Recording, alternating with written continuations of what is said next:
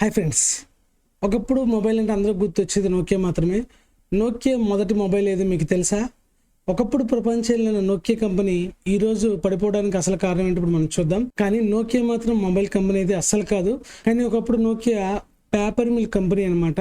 ఆ తర్వాత rubber company మరియు కేబుల్స్ తయారీ కంపెనీ రన్ చేస్తూ ఉండేది. ఆ తర్వాత 1960లో నోకియా ఎలక్ట్రానిక్ రంగంలోకి అయితే ప్రవేశించింది అనమాట. అక్కడ నుంచి నోకియా టెలికమ్యూనికేషన్ ప్రయాణం అయితే మొదలైంది. 1982లో నోకియా తన మొదటి మొబైల్ అయితే రిలీజ్ చేసింది. దాని పేరు వచ్చేసి మొబీరా సెనటార్. ఇది ఇప్పుడున్న ఫోన్ లాగా అయితే మొబైల్ పాకెట్లో పెట్టుకున్న మొబైల్ అయితే కాదనమాట. అండ్ దాన్ని వచ్చేసి కార్లలో వాటని మాత్రం అప్పట్లో వారు తయారు చేశారు. ఎందుకంటే దాని బరువు దాదాపుగా 10 కిలోలు ఉంటుంది. కార్లలో ఉపయోగించేందుకైతే ప్రత్యేకంగా అయితే దాన్ని అయితే తయారు చేశారు. అండ్ ఆ కాలంలో ఇదైతే ఒక అద్భుతమైన టెక్నాలజీ అయితే చెప్పుకోవచ్చు. అండ్ 1992లో అయితే నోకియా మళ్ళీ ఇంకొక అడుగు ముందుకేసి నోకియా 1011 అనే మోడల్ అయితే రిలీజ్ చేసింది.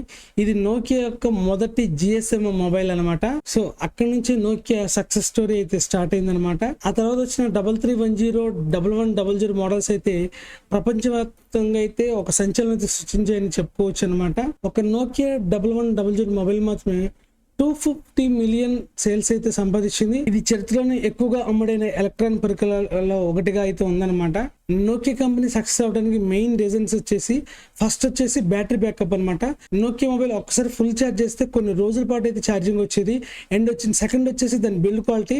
సో దాన్ని ఏంటంటే కింద పడేసిన పగలకుండా ఉన్నంత స్ట్రాంగ్ అయితే వాళ్ళు అయితే బిల్డ్ క్వాలిటీని అయితే వాళ్ళు తయారు చేశారు. అండ్ నోకియా మొబైల్స్ కాస్ట్ కూడా చాలా తక్కువ ఉంటుంది. అది కూడా ఒక ప్లస్ పాయింట్ అనేది మనం అయితే చెప్పుకోవచ్చు.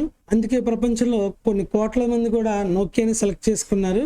అది వాళ్ళకి చాలా ప్లస్ పాయింట్ అయింది. అండ్ 2007లో ఒక సంఘటన మొబైల్ ప్రపంచాన్ని మొత్తాన్ని కూడా ఆశ్చర్యానికి గురి చేసింది. అదే యాపిల్ తన మొదటి మొబైల్ అయిన ఐఫోన్ అయితే రిలీజ్ చేసింది. నోకియా మాత్రం తన పాత సాఫ్ట్వేర్ అయిన శాంబియన్ మీద ఆధారపడి అయితే పనిచేసింది. ఆ తర్వాత హ్యాండ్రెడ్ అండ్ ఐఫోన్ అయితే సో వేగంగా అయితే అభివృద్ధి చెందాయి. సో నోకియా వాటితో పాటు పోటీ పడలేకపోయింది. సో 2014లో మైక్రోసాఫ్ట్ అయితే నోకియానైతే కొనుగోలు చేసింది అనమాట.